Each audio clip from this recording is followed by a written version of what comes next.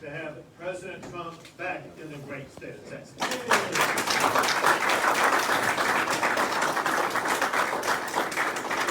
He's a great friend to Texas. He's a great friend of mine. When I was governor, he was president. Anytime I called upon the president, he was there to step up and help our fellow Texans.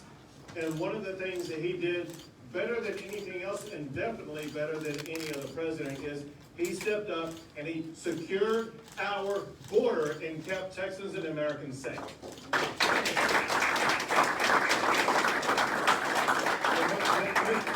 Things have changed so quickly and so dramatically under the Biden administration. It has been amazing and disastrous. For one, if you just look at the year-over-year numbers, look at this May versus last May. The increase of people coming across the border who've been apprehended has gone up more than 800% in just that May over May, and in April it was the exact same thing. We see something that needs to put in context, because you hear Vice President Harris talk about going down to the Northern Triangle as if solving the problem in those three countries is going to solve the problem with regard to the border. She is misleading America. Because the fact of the matter is, there are people coming into the United States across our border from more than 150 countries across the entire globe. If she solves the problem in those three countries, which we know she can't, it means there's still more than 147 other countries to go to solve problems there. They're missing the point. There's one place to solve all the problems on the border, and that is on the border. And that's exactly where the Biden administration needs to devote their resources to get the job done. The problems are dramatic. Let me give you just one example about what's happened after you left presidency that we've seen in Texas and across the nation. It's probably the most deadly aspect of what is happening, and that is the importation of the deadly drug of fentanyl. Just 2 milligrams of fentanyl is a deadly dose. And just this calendar year, the Texas Department of Public Safety has seen a 2,000% increase in the amount of fentanyl that they have apprehended, and that's not counting what Border Patrol has apprehended. Just the Texas Department of Public Safety alone has apprehended more fentanyl to kill every man, woman, and child in the entire state of Texas. This is deadly, it's dangerous, and it's infesting regions across Texas as well as regions across the United States. So here's what Texas has done that I'm going to bring you up to speed on, that we have had to do to respond to this crisis. We launched Operation Lone Star, where we deployed 1,000 Texas Department of Public Safety officers as well as Texas National Guard, and they have already arrested almost 1,800 people for criminal violations, in addition to about 40,000 apprehensions of people who've come across the border illegally, and they have busted 41 stash houses. In addition to that, things got so bad that county judges, the lead officials in the border region counties, for the first time ever, they asked me to declare disaster. You remember I declared disaster for Hurricane Harvey and some other things like that? This is the first time ever I'm aware of that a governor had to make a disaster declaration for the border situation, and yet that's exactly what we did. And then the state of Texas, with the help of Lieutenant Governor Patrick, we passed in our state budget that I just signed more than $1 billion of funding for Texas to have to step up and secure our border. And then after that, they added an additional $250 million for Texas to begin building our own border wall to keep Texas safe. And then on top of that, we have a new program because we are seeing people coming across the border who have committed crimes before. And we want to arrest these people, and we through the Texas Department of Public Safety, are working collaboratively with sheriffs to make sure we have an arrest program. We're not going to be involved in catch and release. If you're coming in the state of Texas, we will have Texas law enforcement arresting you and putting you behind bars. This isn't going to be the red carpet treatment that the Biden administration has rolled out. This is going to be time in jail that our law enforcement officials will help achieve. Two of the things I want to mention, one is that Governor Ducey and I, we triggered an interstate compact where other states can join in and assist us and help us to secure our border. And I know I don't have all the states, but I do want to mention the ones that I do have that are stepping up to help out by sending resources. It could be law enforcement officials, or it could be National Guard. We have Florida, Nebraska, South Dakota, Iowa, Ohio, Arkansas, Georgia, and more.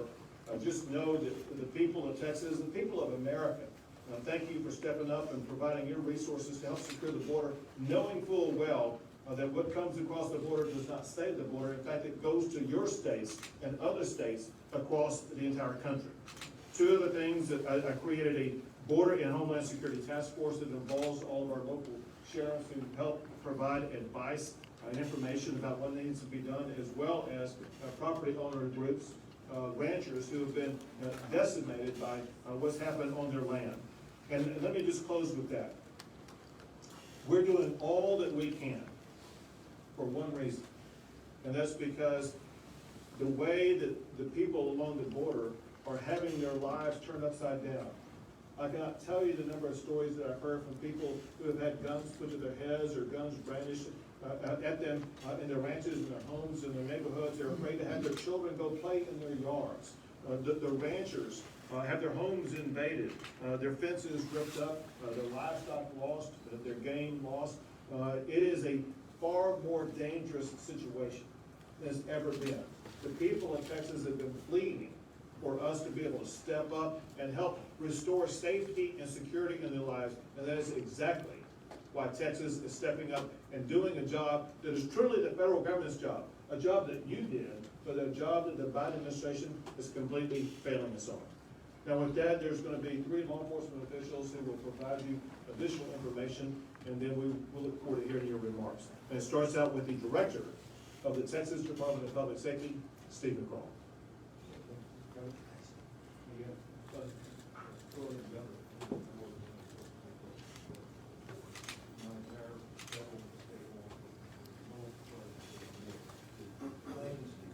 We've got a mic for you here.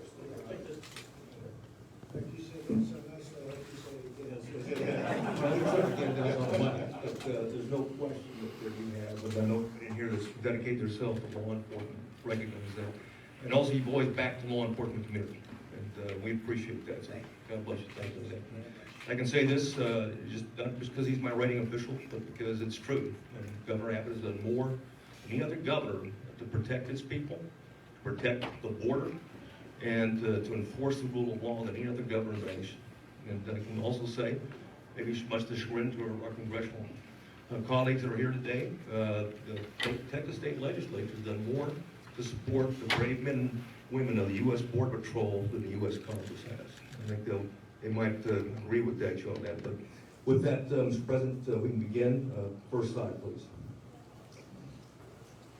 I was visiting with Sheriff Martinez, and we both agree that, and there's no question about it, that as a result of the U.S. government not securing our border with Mexico, it has transformed the Mexican drug trafficking organizations that were relatively benign, focused on marijuana in the 80s, to the most dangerous, ruthless, vicious, and depraved criminal organizations in the world that are on the front door. Texas has 1,254 miles of the border with Mexico, and there are 63,000 square miles in the area that the cartels operate their smuggling operations, from Brown, Cameron County to El Paso County, and we're mindful of that.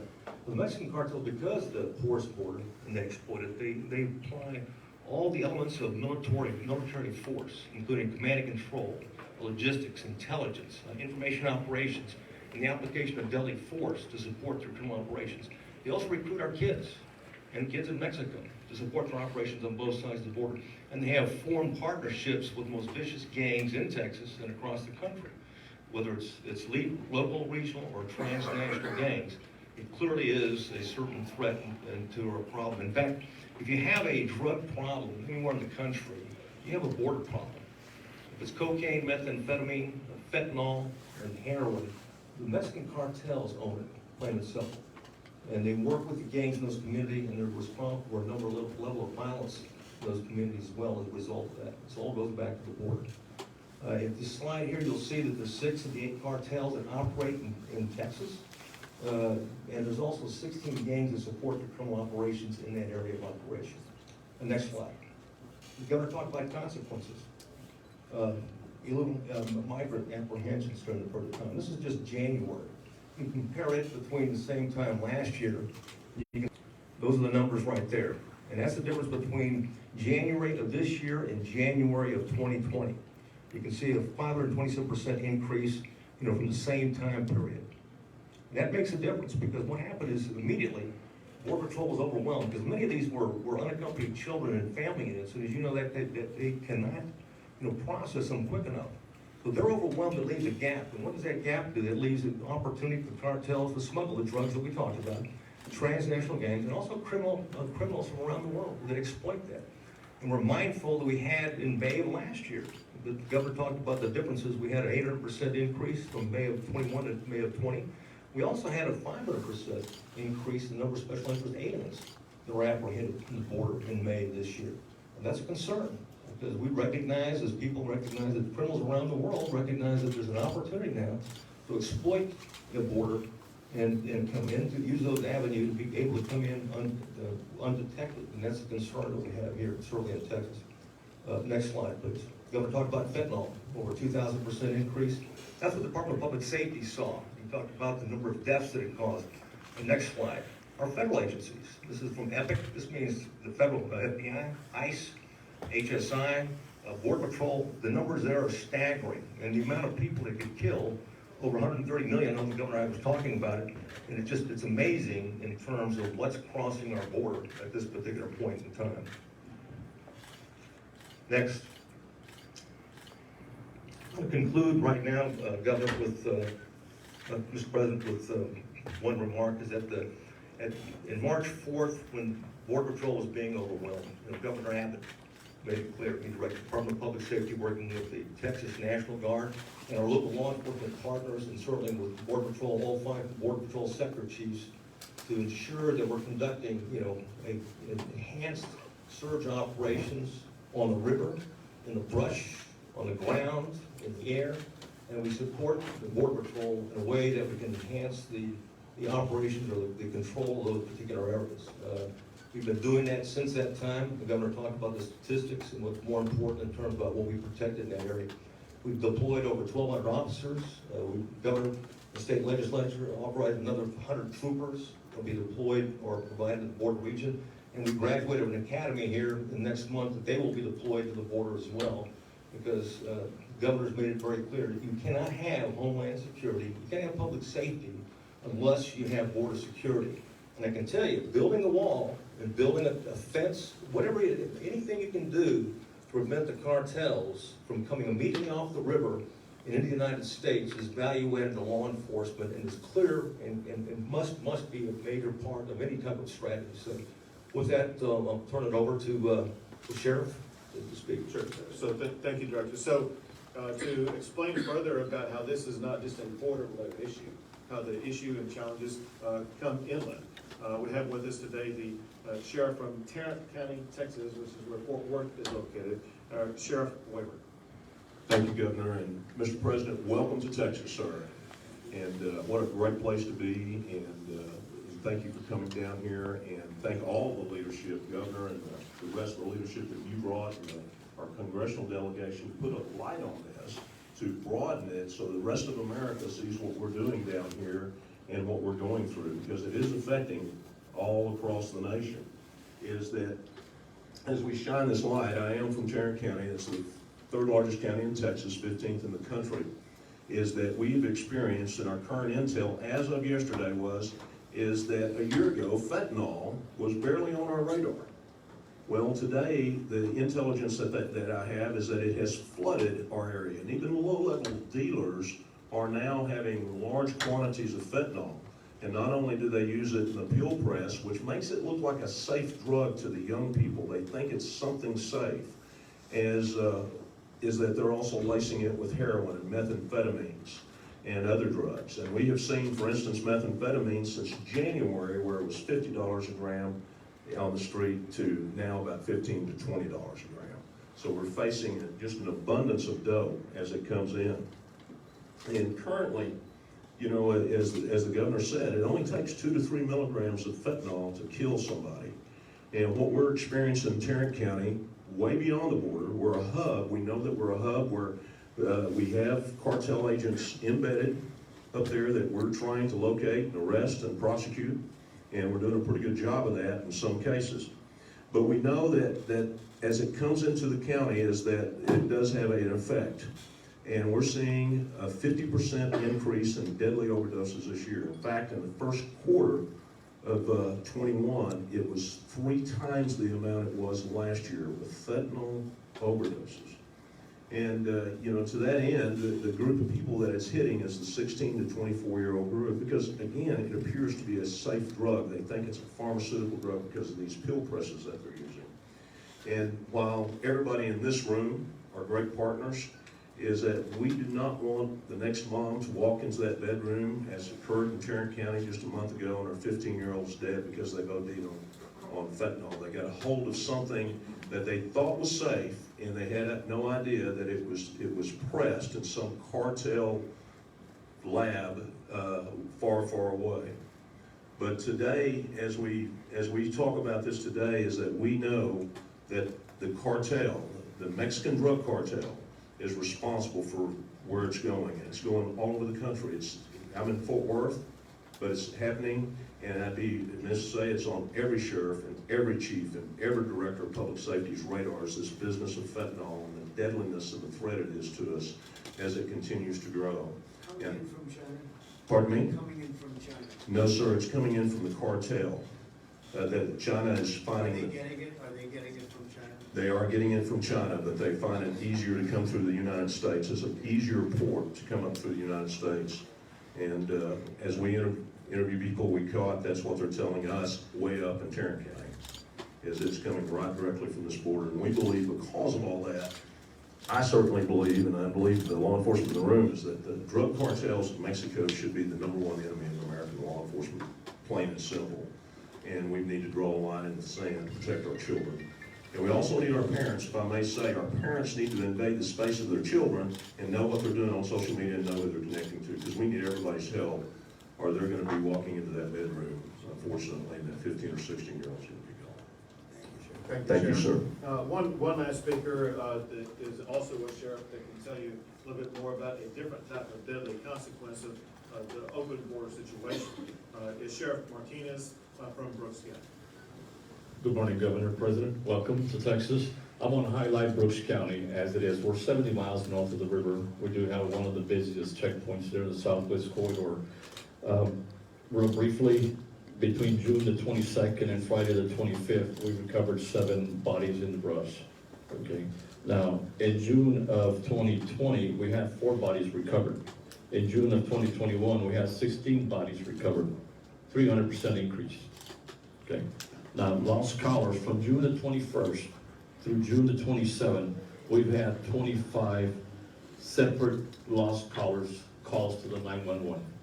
Now, as a result of that, we only 17 were recovered. And that kind of goes back to the fact that the bodies were recovering. And of course, all these recoveries, I have a good collaboration with the local border patrol. That's our resource.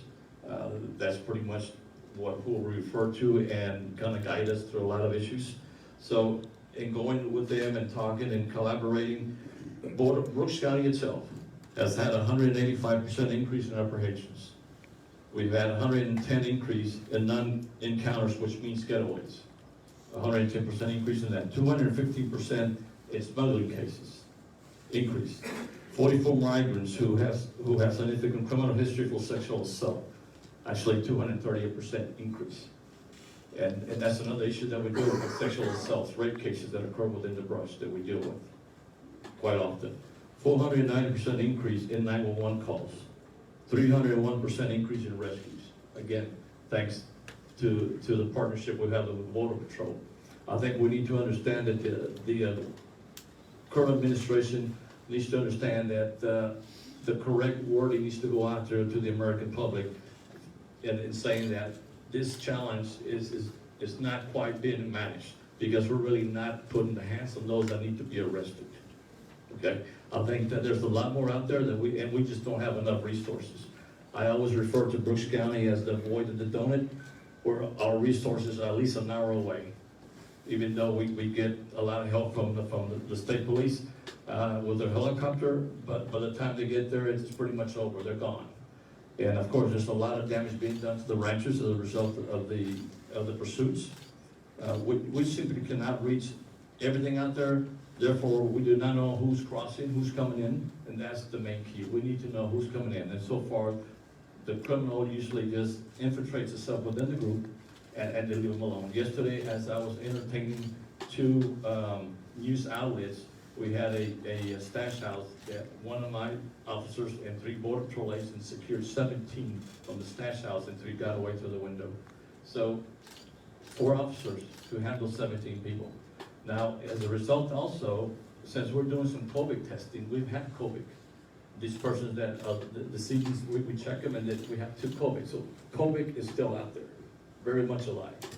Okay, so all these getaways, all these other people that are coming in, not being tested, or we don't know which direction to go in, going into the states, it's gonna harm the United States.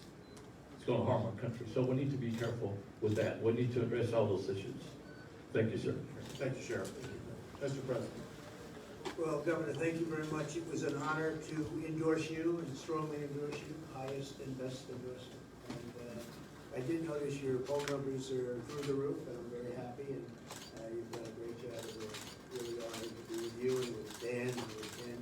We've had a great team, and the people in this room, everyone is a friend of mine. In one form or another, we dealt with each other for a period of 4 years, and we brought the border to a level that it has never been marked.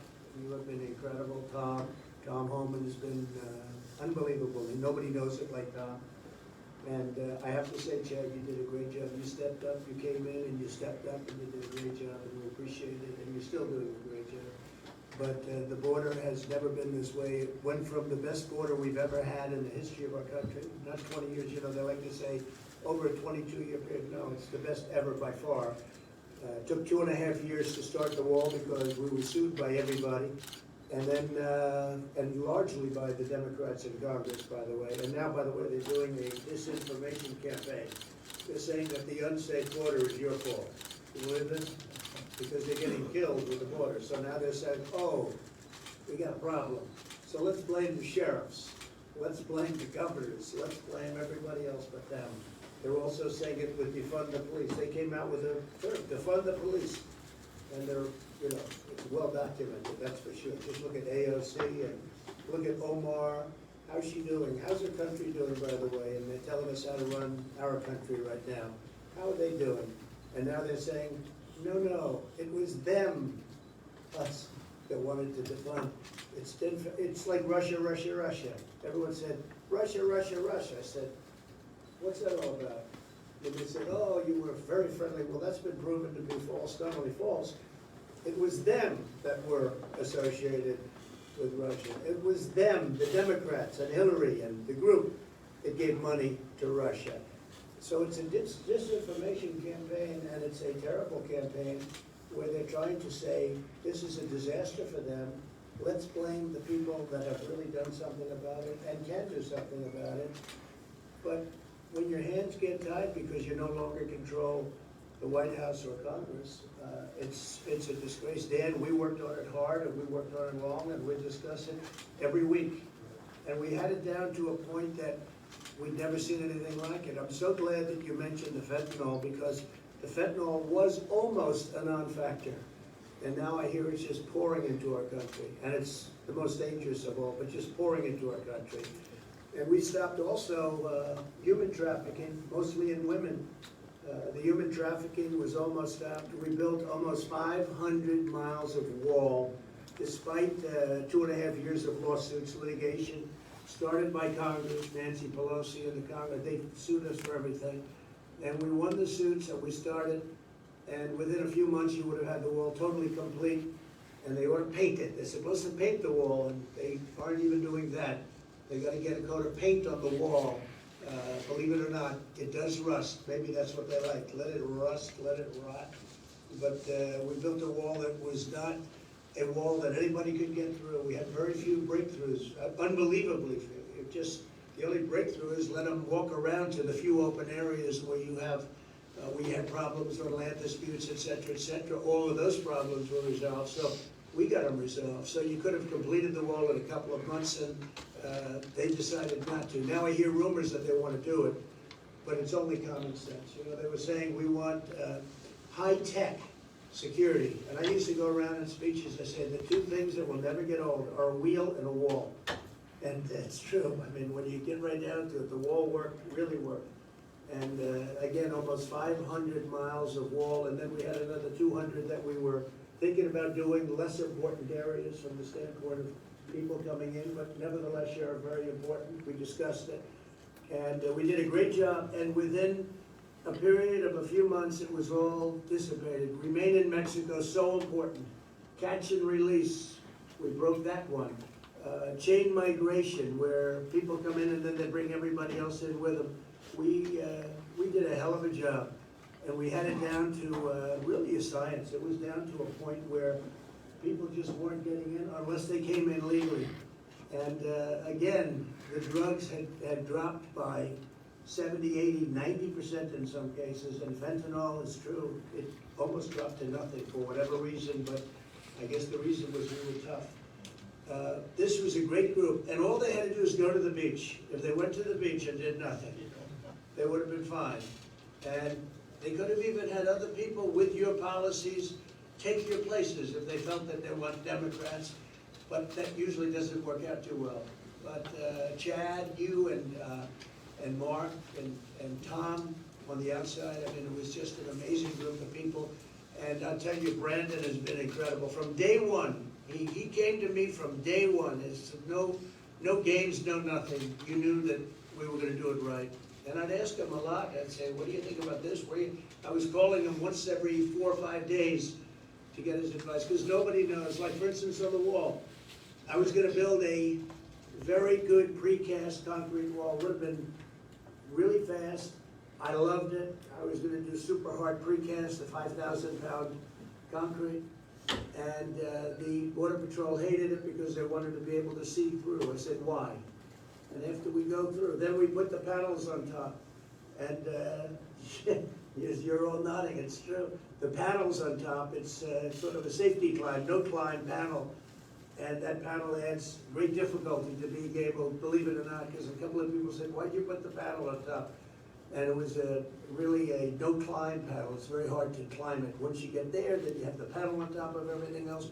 So I did it 100% as per Border Patrol, ICE, and everybody else, in conjunction even with your top people. We designed the wall. It was terrific. You know, you see it as steel, but it's not really. It's steel on the outside. It's hardened concrete on the inside of the bollards. And then it's also rebar, and it's a very heavy rebar and a very powerful rebar, very strong rebar, steel. So we had steel, concrete, and steel, and when they cut through it, they gotta really wanna get through. They gotta really wanna get through. And we've had almost no instances of that. So we built a wall that was not penetrable, and we were just about finished, and then we had an election where we did much better than we did the first time. And amazingly, we lost. Check out the New York election today, by the way. They just realized it's a disaster. They were unable to count the votes. Did you see it? It just came out. They're missing 135,000 votes. They put 135,000 make-believe votes in. Our elections are a disaster.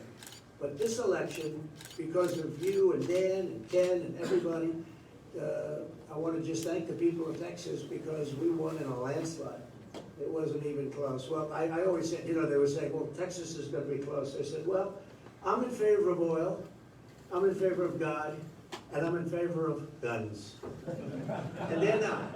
And if you're in Texas and you don't like guns, God, and oil, I don't think you're going to do too well. And they didn't do too well. They didn't do well at all. They did poorly. But we did well. And we did well in other states too. We did well in states that we lost. We did really well. Much better than we do. We got 12 million more votes than we got the first time.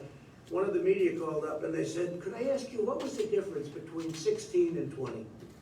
They said, well, the big difference is we did much better in 20. And they thought about it. They said, you know, you're right, isn't it? But the vote counting was probably a little bit better for them in 20, because what we've done was appreciated by the people. And we better get our elections straightened out, because you're gonna have a runaway country, you're gonna have a banana republic, you're gonna have a third world country here pretty soon, because our elections are a mess. But I just wanna thank all of the sheriffs that are my friends. I wanna thank the governor, the lieutenant governor, and I'll tell you what, good luck, Ken. I know you have a little race coming up, huh? I know. And I'll be making an endorsement of somebody in the very near future. How many people are running against you, Ken? Two, that's all? Well, that's not bad for you, right? You gonna handle it all right? Anyway, but he has done a really good job. So, and there's my doctor right over there.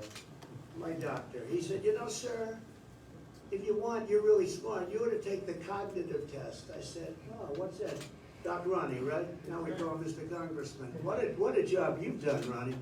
They went after him, and it didn't work out too well. There you are. The Democrats went after him like you wouldn't believe. But he did a test. Did I ace it? Yes, sir. I aced it. And I'd like to see Biden ace it. He won't ace it. He'll get the first two. There's 35 questions, and the first 2 or 3 are pretty easy. Maybe the animals. They're the animals. Is this a lion, a giraffe? When he gets to around 20, he's gonna have a little hard time. I think he's gonna have a hard time with the first few, actually. But, so, we really have something to be really proud of what we did. And honestly, very simply, we have to do it again. You have to go back, stay in Mexico. That was very hard to get. That took us litigation, dealing with Mexico. I really think the president of Mexico is a great guy. Surprisingly, he wants to see this worked out because he has people pouring through his country by the millions, by the way. Not, you know, I see 100,000 here. For every person you catch, and these experts say 4 or 5 get through, but I think it's a much higher number than that. You know, it's a big border. I think it's a much higher number. Now, the wall has stopped a lot of it. And you're going to finish up some of the wall. And maybe they're going to finish it up. They're under a lot of pressure to finish it up. So maybe they're going to finish it up. You know, Tom is probably saying, I doubt it. I mean, the real question is, do they really want open borders? Or are they incompetent? There's only 2 things. You're either incompetent, or for some reason you have a screw loose and you want to have open borders. Now, the problem with the open borders is that countries are opening up their jails, they're opening up their prisons, you guys see this, and they're letting all their prisoners out. You notice their prison populations are way down. They do it very slowly because they don't want people to know this, but I know it. And they're letting all of their murderers, rapists, drug dealers, and human traffickers out, and they're coming into the United States of America at a level like we've never seen. They weren't coming in with us. And in fact, one of the quick stories I tell is that when we first started, I said, get them out. And I said really, more than anybody, I guess, to you, Mark, you and Tom, I said, get them the hell out. The MS-13 gang members, who they say are the worst in the world, and they certainly might very well be. I see what they do with knives, where they cut them up into small pieces. They cut people up into small pieces because it's more painful than using a gun. I said, get them out. And Honduras, Guatemala, El Salvador would not accept the people. Under the Obama administration, they wouldn't take the people. So the people came back to me just routine, sir, I'm sorry, but they won't take them. I said, who won't take them? Guatemala, Honduras, and El Salvador, they won't take the people back. I said, oh, really, why? They don't want them. I said, okay. How much money do we pay them? Sir, we pay them $500 million a year. What does that have to do with it, sir? I said, a lot. We're not paying them anymore. And then I got a call the next day from the heads of the 3 countries. We would love to take MS-13 back. They're wonderful people. We'd love to have them back where they belong. And we never had a problem after that. But now I understand they're not taking them back again because we don't deal with those countries right. I got along with the 3 people plus the president of Mexico beyond. He's a fantastic man. He really is. He's a fantastic man. Very different persuasion. His thought process is very different. Could be on the socialist side. But I'll tell you what, we worked along really well together. He's a terrific man and a terrific person, and he loves Mexico, I will tell you that. But we opened it up. They used to have airplanes on the runway, so we couldn't land our planes with their MS-13 horrible criminals in the plane, so we couldn't land them. We couldn't get buses back. And once I did that, they took them all back. So we had all these great policies going, and they were all ended. One day they were ended. This didn't take place over 3 months or 5 months. This took place in the first week.